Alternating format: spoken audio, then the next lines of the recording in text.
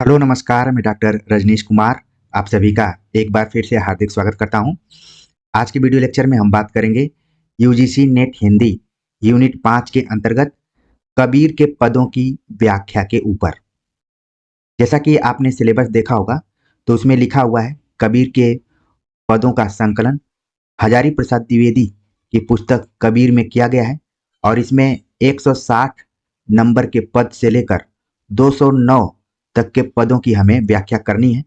इस तरीके से कुल 49 पदों को हमें पढ़ना होगा और ये पढ़ना इसलिए जरूरी है क्योंकि बदलते हुए पैटर्न और प्रश्न पत्र के आधार पर यूजीसी नेट हिंदी की परीक्षा लगातार कठिन होती जा रही है।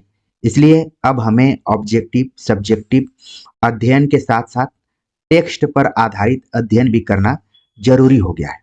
तो आज इसी प्रयास में हमने सोचा कि कबीर के पदों की व्याख्या सीरीज को शुरू किया जाए, जिसमें कि हमने कुल 5 पदों को शामिल किया है। ये 5 पद आपकी परीक्षा के दृष्टिकोण से तो महत्वपूर्ण है ही, इसके अतिरिक्त कहीं न कहीं आपको इन पदों से मोटिवेशन भी मिलेगा।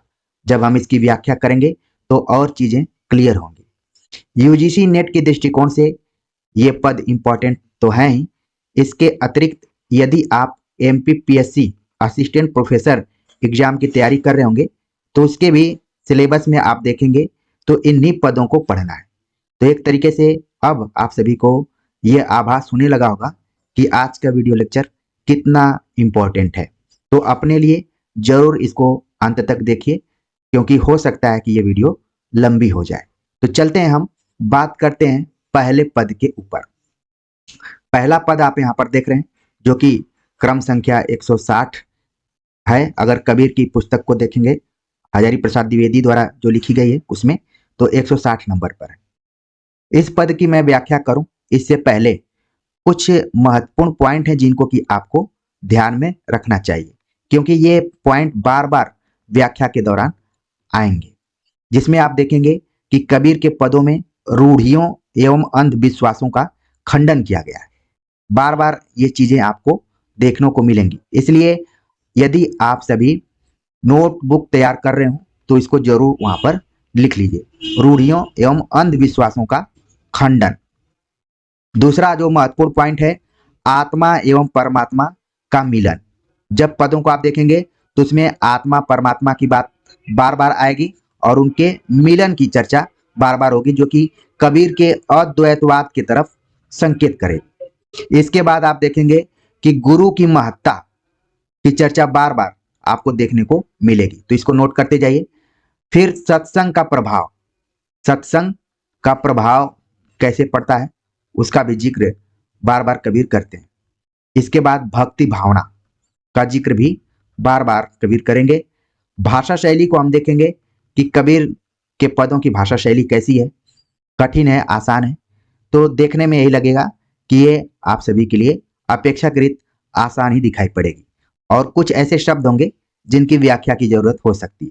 तो इन्हीं 5-6 पॉइंट्स के आधार पर हम व्याख्या को समझने का प्रयास करेंगे और उम्मीद है कि आप सभी को ये व्याख्या समझ में भी आ जाएगी। अगर हम इसका पाठ करें पद संख्या 160 का तो कुछ इस प्रकार है। लोका मति के भोरा रे, जो काशी तन तजय कबीरा, तो राम ही कहा निहोरा रे, तब हम वैसे अब हम ऐसे, यह जन्म का लोहा रे, राम भगत परि जाको हित चित, ताको अचिरज कहा रे, गुरु प्रसाद साध की संगति, जन जीते जाय जुलाहा रे, कहे कबीर सुनो रे संतो, भ्रम परय जिन कोई रे, जस काशी तस मगहर ऊसर, हृदय राम सती होई रे। तो आप देखें, जब मैं पद का पाठ कर रहा था तो धीरे धीरे अर्थ खुलने लगा होगा। कुछ शब्दों के अर्थ आपको नहीं मालूम होंगे, लेकिन उसकी व्याख्या करते समय चीजें और क्लियर होंगी। पाठ के दौरान आपके दिमाग में ये जो बिंदुओं को मैंने लिखवाया, रूढ़ियों अंधविश्वासों का खंडन, आत्मा परमात्मा का मिलन, गुरु की महत्ता, सत्संग का प्रभाव, भक्ति भावना, भाषा शैली, ये भी धीरे धीरे आपके दिमाग में बैठने लगा होगा। तो चलते हैं लाइन बाय लाइन व्याख्या करें। तो कबीर दास कहते हैं कि लोका मति के भोरा रे, लोका मतलब इस संसार के लोग, मति बुद्धि के, भोरा मतलब भोले हैं। इस संसार के लोग बुद्धि से कितने भोले हैं, जो यह मानते हैं, जो काशी तन तजे कबीरा, जो यह मानते हैं कि काशी में शरीर त्यागने से मोक्ष की प्राप्ति होती है। कबीरदास कहते हैं कि इस संसार के लोग कितने भोले हैं, जो यह मानते हैं कि काशी में शरीर त्यागने से या मरने से मोक्ष की प्राप्ति होती है। आगे सवाल करते हैं, तो रामई कहाँ निहोरा रे। यदि ऐसा है तो फिर राम की भक्ति भावना और उनकी कृपा की याचना लोग क्यों करते हैं। निहोरा मतलब याचना करना। अगर आपने पूर्वांचल यानी भोजपुरी बेल्ट के शब्दों को सुना होगा तो वहां पर निहोरा शब्द का मतलब है याचना करना। कबीरदास यहाँ पर कहते हैं कि लोग इस संसार में कितने भोले हैं, जो इसमें विश्वास करते हैं कि काशी में शरीर त्यागने से या मरने से मोक्ष की प्राप्ति होती है। तो ऐसे में राम की भक्ति भावना या फिर कृपा की याचना लोग क्यों करते हैं। आगे लिखते हैं, आगे कहते हैं, तब हम वैसे अब हम ऐसे। कहते हैं कि हम भी तब वैसे ही थे, इस पे विश्वास करते थे कि काशी में शरीर त्यागने से मोक्ष की प्राप्ति होती है। लेकिन जैसे ही गुरु का मिलन हुआ, गुरु से ज्ञान प्राप्त हुआ, तो हमारा विचार बदल गया।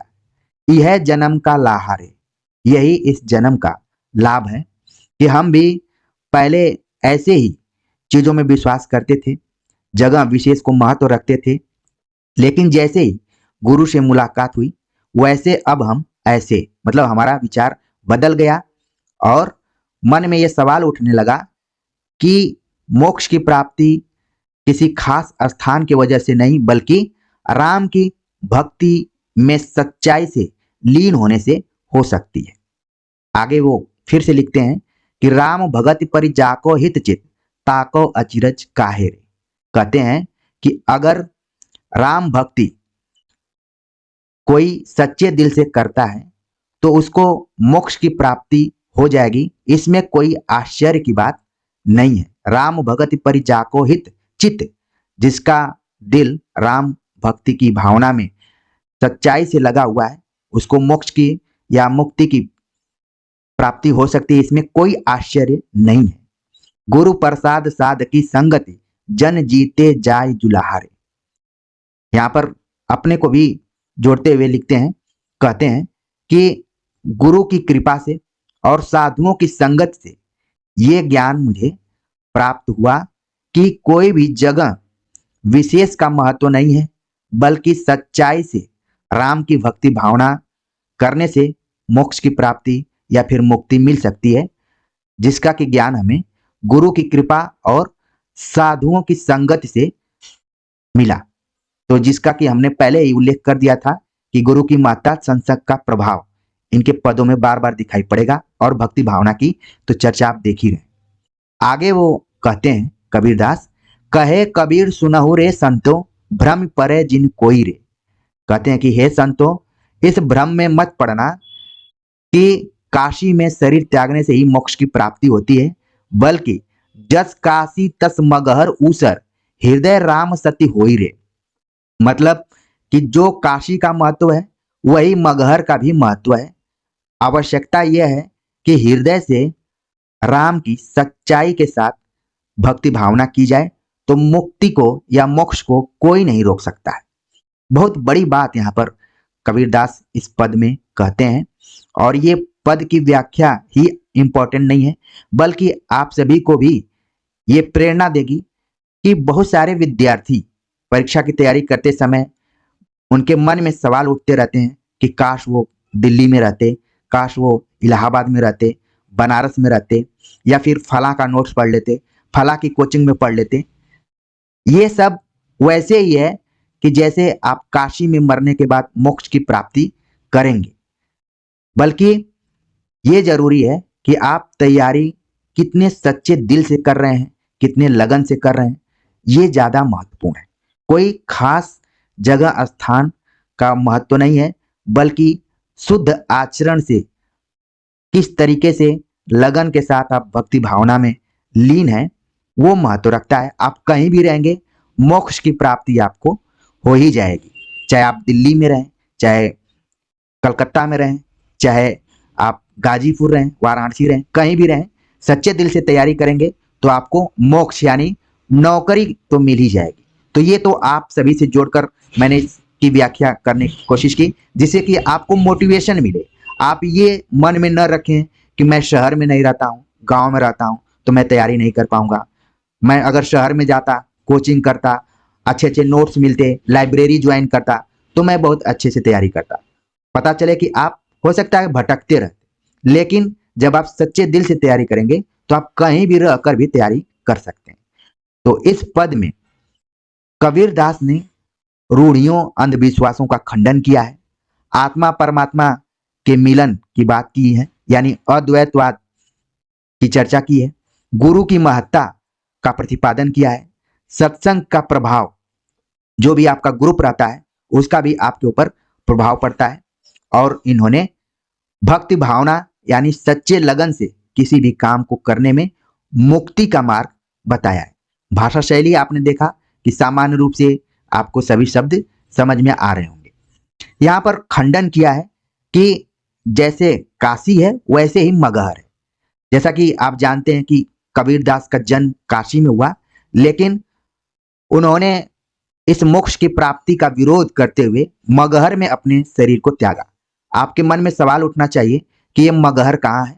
तो मगहर पूर्वांचल के संत कबीर नगर, कबीर के नाम पर ही इस जिले का नाम संत कबीर नगर पड़ गया, और वहां पर एक जगह है मगहर जो कि वर्तमान समय में देखा जाए तो बस्ती मंडल के अंतर्गत आता है।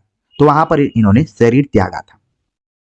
तो एक तरीके से ये पूरी व्याख्या आपको समझ में आ गई होगी कि कबीरदास कहते हैं कि इस संसार के लोग बहुत भोले हैं जो कि मानते हैं कि काशी में ही शरीर त्यागने से मोक्ष की प्राप्ति होती है। यदि ऐसा होता तो राम की भक्ति लोग क्यों करते?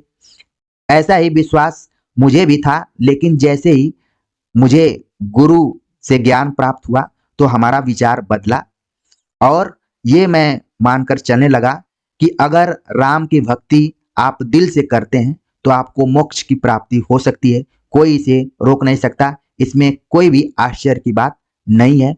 गुरु कृपा और साधुओं की संगत से मैंने ऐसा हासिल भी किया।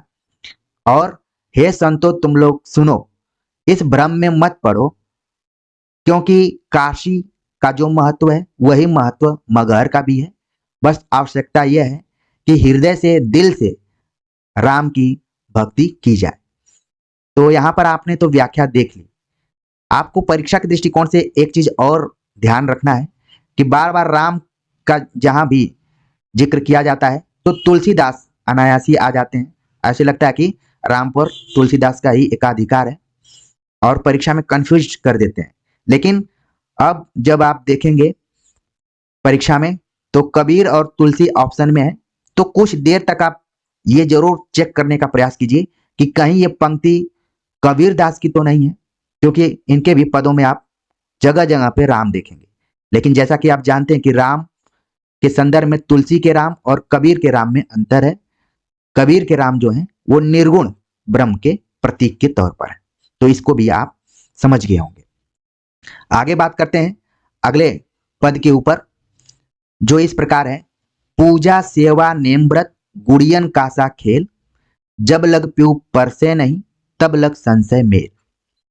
कबीरदास एक बार फिर से वाह आडंबरों पर सवाल करते हुए कहते हैं कि पूजा सेवा नेम व्रत सभी गुड़ियों के खेल के समान है। जैसे बचपन में हम गुड्डा गुड्डी का खेल खेलते हैं, उसी तरीके से पूजा सेवा नेम व्रत ये सब खेल गुड़ियों के समान के खेल के समान है। जब लग प्यू परसय नहीं तब लग संशय मेल। जब तक हम अपनी भक्ति, ईश्वर के प्रति सच्चा प्रेम और परमात्मा रूपी प्रियतम के प्रति सच्चा लगाव नहीं रखेंगे, तब तक ये मन में संशय बना रहेगा। यानी यहाँ पर भी आचरण की शुद्धता और मन की शुद्धता के बारे में कबीरदास लिखते हैं कि अगर मन में शुद्धता नहीं है, आचरण में शुद्धता नहीं है, तो चाहे हम लाख पूजा, सेवा, नेम, व्रत इत्यादि करें, लेकिन इनका वही हश्र होगा जैसे हम गुड्डा गुड्डी का खेल करते हैं, फिर बाद में उसको तोड़कर इधर उधर फेंक देते हैं। तो जरूरत है कि ईश्वर की भक्ति हम सच्चे दिल से करें, उसे प्रेम के साथ करें। जब तक ये नहीं होगा तब तक मन में संशय बना रहेगा। तो यहाँ पर अगर आप परीक्षार्थी के दृष्टिकोण से देखें तो जब हम किसी भी परीक्षा की तैयारी करते हैं तो टाइम टेबल बनाते हैं, कोचिंग ज्वाइन करते हैं, अपने समय को निर्धारित करते हैं, नोट्स बनाते हैं, सब कुछ बनाते हैं। इसके बाद भी अगर हम सच्चे दिल से, सच्चे लगन से उसका रिवीजन नहीं करेंगे, उसको ठीक से पढ़ेंगे नहीं, तब तक हमारे मन में एक संशय बना रहेगा कि कुछ और तो नहीं छूट रहा है, कोई ऐसी चीज तो नहीं है जो हमें नहीं मिल पा रही है। इसलिए जरूरत यह है कि आप सच्चे दिल से हर एक काम को करें तो मन में संशय नहीं होगा। और यहाँ पर कबीरदास भी उसी तरीके से लिखते हैं कि पूजा, सेवा, नेम, व्रत गुड़ियन का सा खेल, जब लग पीऊ परसे नहीं, तब लग संशय मेल। तो ये छोटा सा पद है, इसकी व्याख्या आपको समझ में आ गई होगी कि मन की शुद्धता, आचरण की शुद्धता और सच्चे लगन से ही सभी चीजें मिल सकती हैं। बाह्य आडंबरों से प्रसन्नता नहीं हो सकती है, हमेशा वहां पर संशय बना रहेगा। अब हम बात करते हैं अगले पद के ऊपर, जो कि पद नंबर 162 इस प्रकार है।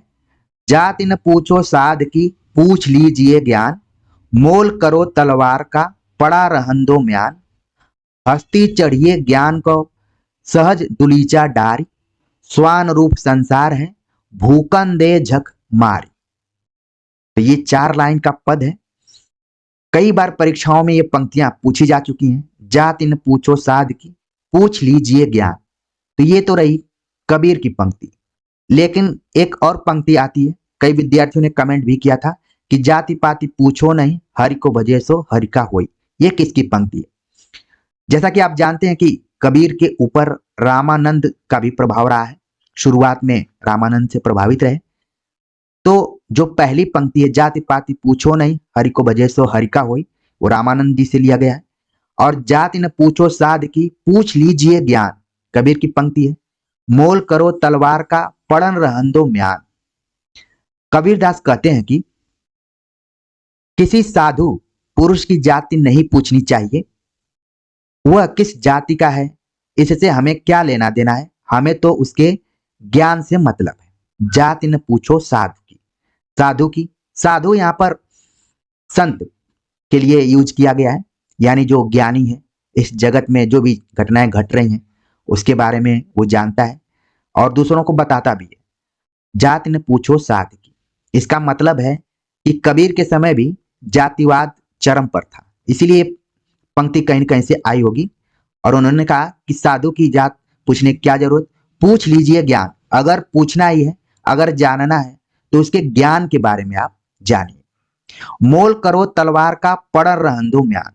और कहते हैं कि तलवार का मोल करो, ये नहीं कि म्यान के बारे में पता करो कि म्यान कैसा है, क्योंकि लोगों का स्वभाव रहता है कि लोग म्यान को महत्व देते हैं, उसमें रखी गई तलवार को महत्व नहीं देते हैं। म्यान ऊपर से देखने में सुंदर रत्न जड़ित है, लेकिन अंदर जो तलवार है वो नंगी है। कहने का मतलब है कि किसी भी व्यक्ति के बाहरी स्वभाव से आप उसको नहीं समझ सकते, अंदर उसके दिल में क्या चल रहा है वो ज्यादा इंपॉर्टेंट है। मोल करो तलवार का, पड़न रहन दो म्यान की पंक्ति है। हस्ती चढ़िए ज्ञान को, सहज दुलीचा डारी, स्वान रूप संसार है, भूखन दे झकमार। कहते हैं कि ये जो संसार है, जो सांसारिक लोग हैं, स्वान रूप है। स्वान का यहाँ पर अर्थ है तुलना, इसकी एक तरीके से रूपक इन्होंने कुत्ते से दिया है कि इस संसार में जितने लोग हैं वो जैसे कुत्ते बिना कारण के ही भौंकना शुरू कर देते हैं, उसी तरीके से जो लोग अज्ञानी हैं, जिनको वास्तविकता के बारे में ज्ञान नहीं है, वो भी कुछ कुत्ते की तरह ही व्यवहार करना शुरू कर देते हैं और बिना कारण के ही भौंकना शुरू कर देते हैं। लेकिन हस्ती चढ़िए ज्ञान को सहज दुलीचा डारी।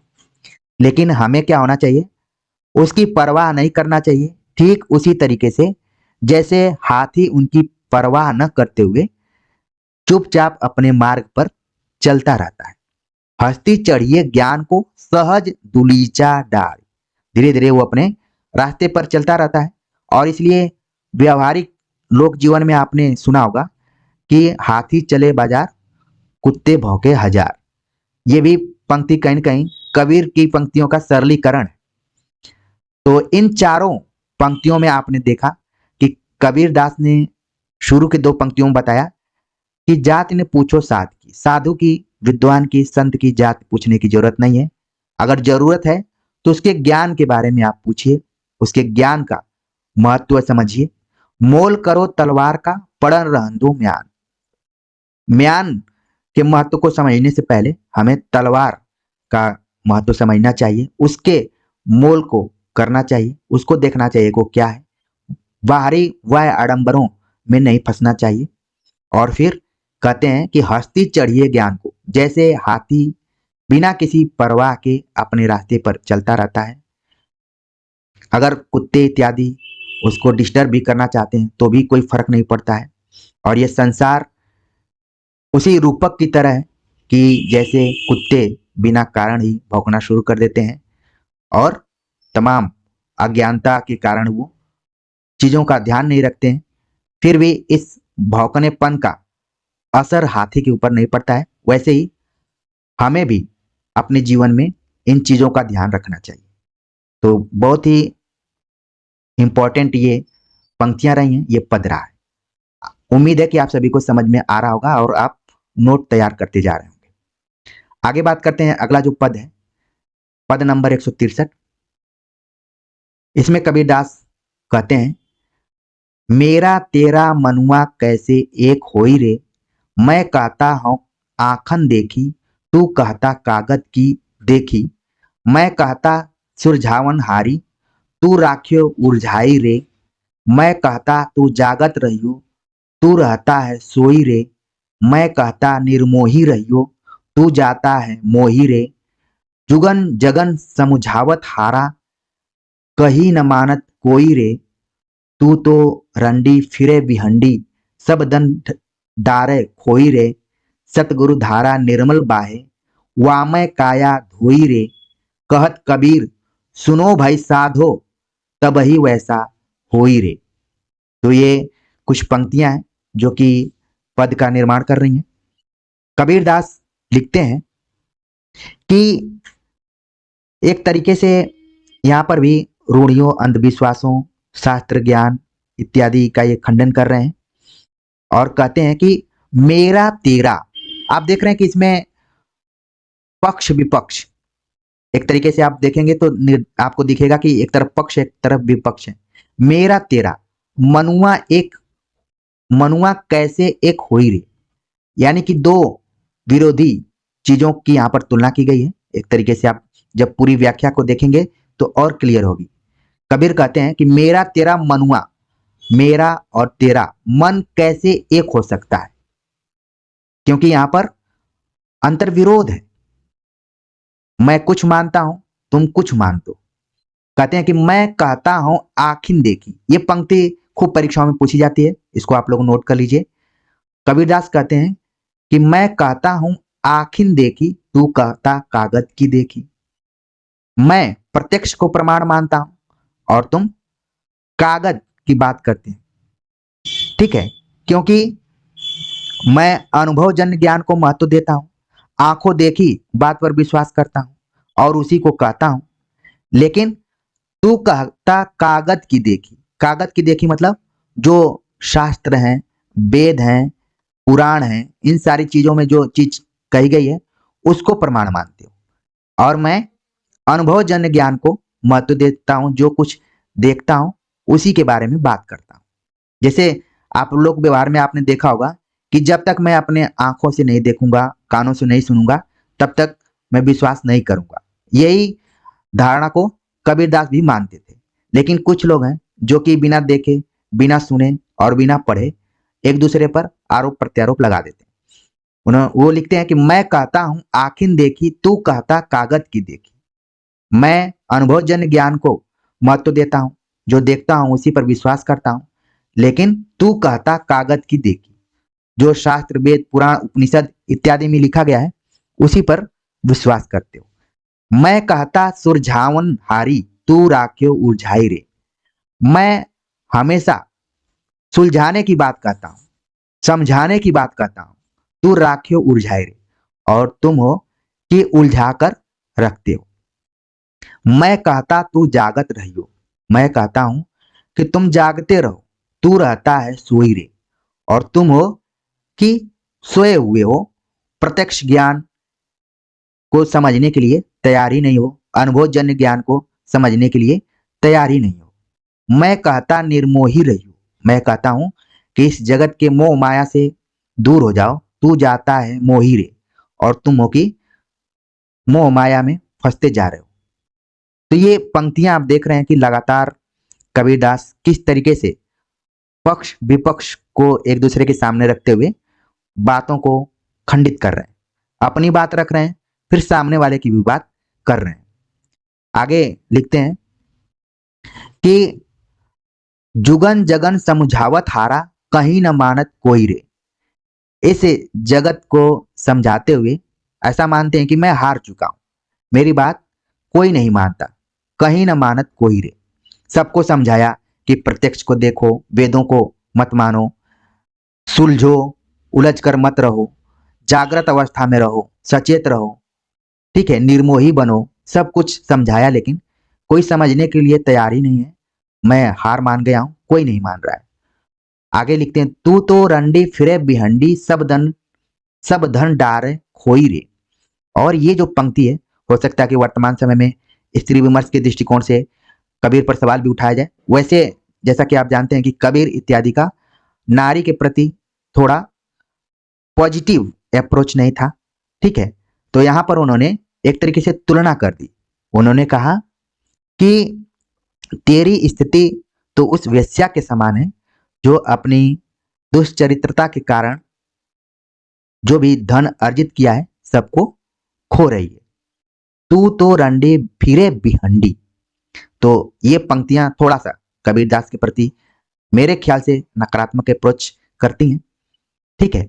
तो यहां पर एक तरीके से तुलना कर लिए, समझाते हुए सबको हार गए, तो अचानक उनका क्रोध आप देख रहे हैं और किससे तुलना उन्होंने कर दी। आगे लिखते हैं, सतगुरु धारा निर्मल बाहे, वामय काया धोई रे। और कहते हैं कि गुरु के उपदेशों की निर्मल धारा में यदि हम अपने शारीरिक एवं मानसिक विकारों को धो लें, सतगुरु धारा निर्मल बहे। कबीरदास बार बार गुरु की चर्चा तो करते हैं, उसमें भी उन्होंने सतगुरु की चर्चा की है। सच्चे गुरु के ज्ञान रूपी धारा में बहकर हम अपने विकारों को धो सकते हैं। वामय काया धोई रे। जो भी हमारे मन में मनोविकार हैं, गलत चीजें हैं शारीरिक और मानसिक रूप से, उसको धो सकते हैं, तभी वो क्या होगा, निर्मल होगा। कहत कबीर सुनो भाई साधु, तब ही वैसा हुई रे। और कहते हैं कि तभी यह संभव हो सकता है, तभी मन निर्मल होकर उस ईश्वर से अद्वैत स्थिति में पहुंचकर एकाकार हो सकता है। तो ये पद आपको समझ में आ गया होगा कि कबीरदास इस पद में पक्ष और विपक्ष, अपनी बात और ये संसार, एक तरफ अपने को उन्होंने रखा है, दूसरी तरफ ये संसार है। कहते हैं कि मेरा और तेरा मन विचार एक तरह कैसे हो सकता है। मैं कुछ कहता हूं और तुम लोग कुछ समझते हो। मैं कहता हूं कि अनुभवजन्य ज्ञान, आंखों देखी ज्ञान पर विश्वास करो, तुम लोगों की शास्त्र वेद पुराण पर विश्वास करते हो। मैं चीजों को सुलझाने का प्रयास करता हूं, समझाने का प्रयास करता हूं, तुम लोगों की जाति धर्म लिंग सब में उलझ कर रह गए हो।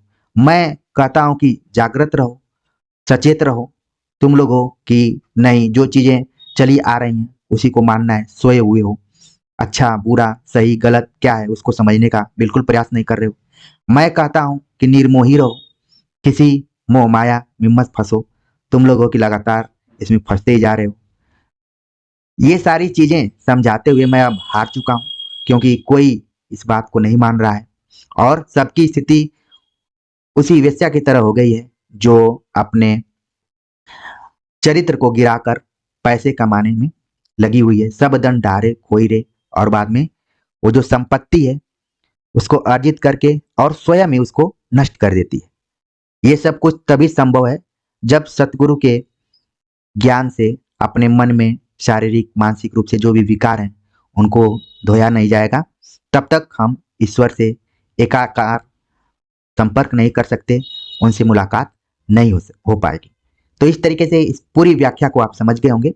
और सबसे इंपॉर्टेंट है कि पंक्तियों को बिल्कुल ध्यान में रखें, हो सकता है कि कहीं भी परीक्षा में आ जाए। तो परीक्षा में आएगी तो उम्मीद है कि जो भी विद्यार्थी यहाँ सुन रहे हैं उनके मन में जरूर एक बार ये आवाज गूंजेगी और सही उत्तर तक आप पहुंच जाएंगे। आगे बात करते हैं। अगला जो पद है बहुत ही इंपॉर्टेंट पद है। दुल्हन अंगिया काहे न धुआई, बाल पने की मैली अंगिया विषय दाग परिजाई, बिन धोए पिय रीझत नाही, तेज से देत गिराई, सुमिरन ध्यान के साबुन करिले सतनाम दरियाई, दुविधा के भेद खोल बहुरिया मन के मैल धोवाई, चेत करो तीनों पन बीते अब तो गवन नगिचाई, पालन हार द्वार हैं ठाढ़े अब काहे पछिताई, कहत कबीर सुनो री बहुरिया चित अंजन दे आई। तो यहाँ पर आप देख रहे हैं कि जो पहली पंक्ति है यही बहुत इंपॉर्टेंट है, परीक्षा में कई बार ये पूछी जा चुकी है, दुल्हन अंगिया काहे न धुआई। तो इस पंक्ति को भी आप ध्यान में रखें, बाकी व्याख्या हम करेंगे तो चीजें और समझ में आएंगी। यहाँ पर कबीरदास आत्मा परमात्मा को एक तरीके से प्रतीक रूप में प्रस्तुत किए हैं और जीवात्मा को दुल्हन यानी कि वधु के रूप में उन्होंने देखा है। वर वधु शब्द आपने सुना होगा, तो यहाँ पर वधु के रूप में जीवात्मा को उन्होंने प्रस्तुत किया है। अब यहाँ पर अंगिया शब्द है, दुल्हन वधु हो गई, अंगिया काहे न धुआई। अंगिया शब्द का अर्थ आप कबीर नामक पुस्तक में देखेंगे तो शरीर से इसका मतलब है, यानी कि शरीर का एक वस्त्र होता है, ठीक है, यानी जिसको यहाँ पर चोली शब्द का भी प्रयोग आप कर सकते हैं, लेकिन इस पुस्तक में दिया गया है अंगिया मतलब यहाँ शरीर से मतलब है और दुल्हन जो कि जीवात्मा का प्रतीक है। यही सब एग्जाम में सवाल पूछ लिया जाएगा कि इस पंक्ति में दुल्हन का क्या मतलब है, अंगिया का क्या मतलब है, तो आप अब तुरंत बता देंगे। कबीरदास कहते हैं कि दुल्हन अंगिया काहे न धुआई, संबोधित करते हुए कहते हैं कि हे जीवात्मा रूपी दुल्हन, तुमने इस शरीर रूपी अंग वस्त्र को धोकर निर्मल क्यों नहीं किया, काहे न धुआई। हमेशा निर्मलता शुद्धता की चर्चा कबीर के पदों में आपको दिखाई पड़ेगी। हे जीवात्मा रूपी वधु, तुमने अपने अंगिया को धोकर निर्मल क्यों नहीं किया, बाल पने की मैली अंगिया विषय दाग परिचाई। और कहते हैं कि तुमने इस शरीर रूपी अंग वस्त्र चोली को धोकर निर्मल क्यों नहीं किया, देखो तो सही यह कितनी मलिन है। बाल पने की मैली, मैला आंचल का नाम आपने सुना होगा, लेकिन यहाँ पर देखिए मैली शब्द उसका स्त्रीलिंग है। बाल पने मतलब जो बचपन की मैली अंगिया विषय दाग पड़ जाए, बाल पने की मैली अंगिया विषय दाग पड़ जाए, यानी कि देखो तो सही है कितनी मलिन है, न जाने कब से इस पर विकारों की परत चढ़ी रही है। विषय दाग मनोविकार, आपने चिंतामणि पढ़ा होगा तो वहां पर मनोविकारों की चर्चा की गई है और अरस्तु इत्यादि भी अपने सिद्धांत में, खासतौर से विरेचन सिद्धांत में उन्होंने मनोविकारों पर चर्चा की। कबीरदास कहते हैं कि हे जीवात्मा रूपी वधु, तुमने अपना ये वस्त्र क्यों नहीं धुला, उसको निर्मल क्यों नहीं बनाया, देखो तो कितना इस पर मनोविकार रूपी दाग लगे हुए हैं, ये मैली हो गई है। बिन धोए पिय रीझत नाही, और आगे बहुत बड़ी बात कह रहे हैं कि बिना धुए, क्या तुम जानती नहीं कि परमात्मा रूपी प्रियतम तभी प्रसन्न होगा जब इसको तुम निर्मल करोगी। बिन धोए पिय रीझत नाही, रीझना मतलब तुम्हारी तरफ आकर्षित नहीं होगा। अगर गंदगी रहेगी, मनोविकार दाग रहेंगे, तुम्हारा मन साफ नहीं होगा। मन की शुद्धता पर भी जोर दिया गया है। तो जब तक मन की शुद्धता नहीं होगी तब तक जो प्रियतम है वो तुम्हारे तरफ फ्रीझेंगे नहीं, तुम्हारे तरफ झुकेंगे नहीं। ये जैसे देत गिराई, और इसका परिणाम ये होगा कि तुम्हारे जो सेज है, सैया है, उसको नीचे ढकेल कर गिरा दिया जाएगा, इतनी घृणा होगी। इसलिए कई बार आपने देखा होगा कि कई लोगों का जैसे वस्त्र होता है मैला कुचैला, यहाँ पर वस्त्र और मन की शुद्धता दोनों की तरफ कबीरदास ने संकेत किया है। ये इनका दर्शन है। हम लोग साधारण तौर पर व्याख्या करने का प्रयास कर रहे हैं, लेकिन जब दर्शन में आप घुसते जाएंगे तो इसकी गंभीर व्याख्या हो सकती है। सुमिरन ध्यान के साबुन करिले, सत्य नाम दरियाई। आगे कबीरदास जीवात्मा को संबोधित करते हुए कहते हैं कि तुझे इस शरीर रूपी वस्त्र की मलिनता को दूर करने के लिए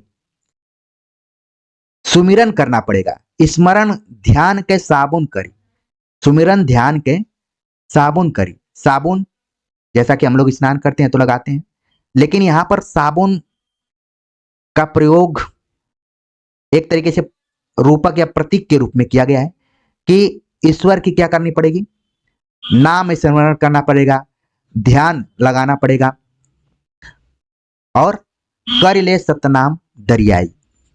और जो सत्य नाम भगवान रूपी जल का प्रयोग करना पड़ेगा, जिसके वजह से जितना भी मनोविकार है सब खत्म हो जाएगा। दुविधा के भेद खोल बहुरिया, मन के मैल धोवाई। और आगे कहते हैं कि अब तो तुमको सचेत हो जाना चाहिए, क्योंकि जो ये दुविधा का, मन में जितनी भी दुविधाएं हैं वो सारी खत्म हो जाएंगी, सभी जगह निर्मलता हो जाएगी यदि आप सुमिरन करेंगे और ध्यान रखेंगे। और साबुन का प्रतीक है, उसको निर्मलता के संदर्भ में प्रयुक्त किया गया है। जैसे साबुन लगाने से ऐसे लगता है कि हमारा शरीर निर्मल हो गया, शुद्ध हो गया है, वैसे ही स्मरण करने से और ध्यान लगाने से सतनाम ईश्वर की प्राप्ति हो सकती है। और ये तभी होगा जब दुविधा के भेद खोल, मन में जो भी दुविधा है, मनोविकार है, उनको हटाने पर मन का मैल धुआई। और मन का जो मैल है, मन में जो भी गंदगी है, उसको शुद्ध करना पड़ेगा। चेत करो तीनों पन बीते। और आगे कहते हैं कि अब याद करो, अब तुमको सचेत हो जाना चाहिए कि तीनों पन, तीनों बचपन, युवावस्था, प्रौढ़ावस्था, ठीक है, तो ये तीनों पन जो हैं बीत चुके हैं। अब तो गवन नगिचाई, अब जो तीसरी अवस्था है वो आ गई है, यानी वृद्धावस्था आ गई है, वो निकट आ गई है।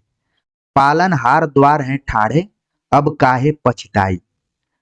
और सचेत करते हुए फिर से कहते हैं कि तेरे पालनहार यानी प्रियतम द्वार पर ठाड़े हैं, खड़े हैं, अब काहे पछताई, अब पश्चाताप करने की क्या जरूरत है। कहत कबीर सुनोरी बहुरिया, चित अंजन दे आई। और कबीरदास कहते हैं कि जीवात्मा रूपी बधु, तुम अपने मन में, आंख में निर्मल ज्ञान का अंजन यानी काजल को लगाओ, तब देखो तुमको कितना साफ साफ दिखाई देता है। यानी कि यहां पर भी निर्मलता की तरफ ही संकेत किया गया है, आचरण की शुद्धता की तरफ संकेत किया है।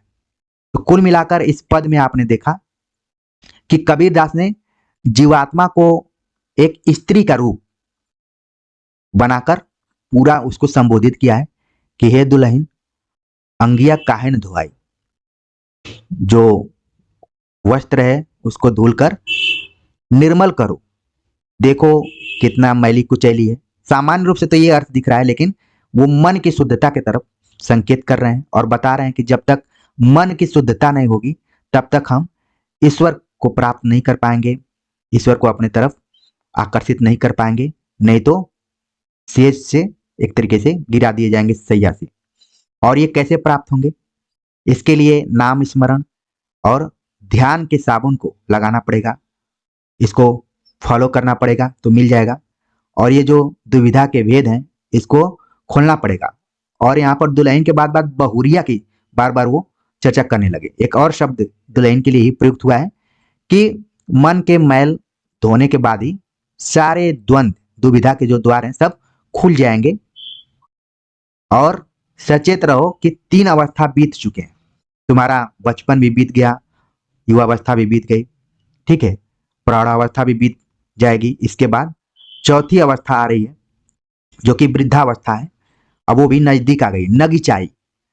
कई बार आप देखेंगे पूर्वांचल में नजदीक को नगीच शब्द बोलते हैं। अगर आपकी तरफ बोले जा रहे हो तो जरूर इसको कमेंट करिए। तो वहीं से लिया गया है, इसीलिए बार बार कई आलोचक बोलते हैं कि कबीर की भाषा जो है वो भोजपुरी के निकट है।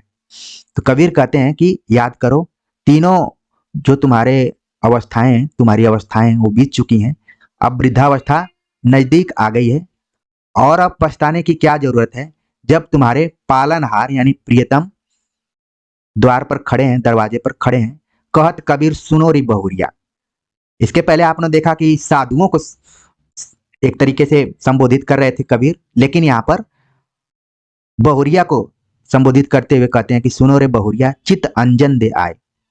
अपने चित्त को निर्मल करो, और जैसे हम काजल आंख में लगाते हैं तो सारी चीजें क्लियर दिखने लगती हैं। आप लोग जरूर कमेंट करके बताइए कि आप लोग जब आंखों में अंजन काजल लगाते हैं, हालांकि वर्तमान समय में बहुत कम लोग लगाते हैं, लेकिन ये कबीर का समय है, और कबीर ने यहाँ पर एक तरीके से तुलना की है कि जैसे आंखों में हम काजल लगाते हैं तो अपेक्षाकृत रोशनी तेज हो जाती है और चीजें साफ साफ दिखाई पड़ती हैं, वैसे ही जब हम सुमिरन ध्यान के माध्यम से अपने मन को शुद्ध करते हैं तो सारी चीजें ठीक दिखाई पड़ती हैं। तो इस पूरी पंक्ति में, इस पूरे पद में कबीर ने जीवात्मा, मनोविकार इत्यादि का वर्णन किया है। आचरण की शुद्धता, मन की शुद्धता को बताया है। और आप देख रहे हैं कि जो पंक्ति यहाँ पर दुल्हन अंगिया काहेन धोवाई, इसमें कई बार अलंकार पूछ दिया जाता है। तो यहाँ पर अलंकार है रूपकातिशयोक्ति अलंकार, इसको नोट कर लीजिए। हो सकता है कि कई लोग वीडियो छोड़कर चले गए होंगे, लेकिन बहुत इंपॉर्टेंट चीज मैंने बताया कि रूपक अतिशयोक्ति अलंकार, इसमें रूपक भी अलंकार है और अतिशयोक्ति अलंकार, इसलिए इसका नाम हो गया रूपकातिशयोक्ति अलंकार। दुल्हन अंगिया काहेन धोवाई, ये छोटी सी पंक्ति है लेकिन बड़ी खतरनाक है, और एक से अधिक बार ये परीक्षा में आ भी चुकी है, तो इसको जरूर ध्यान में रखिए। इसके बाद आप देख रहे हैं कि सुमिरन ध्यान के साबुन करी ले सत्यनाम दरियाई, इसमें क्या हो गया, रूपक अलंकार है, यहाँ पर रूपक अलंकार है। और अंत में कहा जा सकता है कि कबीर ने संत काव्य के अंतर्गत परमात्मा को प्रियतम एवं जीवात्मा को प्रेयसी के रूप में चित्रित किया है। तो ये पदों की व्याख्या रही, कमेंट्स कर जरूर बताइएगा, क्योंकि इन पदों की व्याख्या मैं भी आप ही सभी के बहाने करने का प्रयास किया हूँ। काफी इसका हमने अध्ययन किया, एक से अधिक बार इसको देखा और मन में विचार लाया कि कैसे आप सभी को सरलता से बताया जाए, क्योंकि इसका कहीं भी क्लास नहीं चल रहा होगा। अगर यूट्यूब की बात छोड़ दें तो, कोचिंग इत्यादि की बात छोड़ दें तो मुझे उम्मीद है कि मेरी ये व्याख्या आप सभी को समझ में आई होगी, और परीक्षा के दृष्टिकोण से जो भी महत्वपूर्ण पॉइंट्स रहे होंगे उनको भी आपने समझ लिया होगा, नोट कर लिया होगा। तो कमेंट्स कर जरूर बताइएगा। मिलते हैं अगले पदों की व्याख्या के साथ, तब तक के लिए नमस्कार।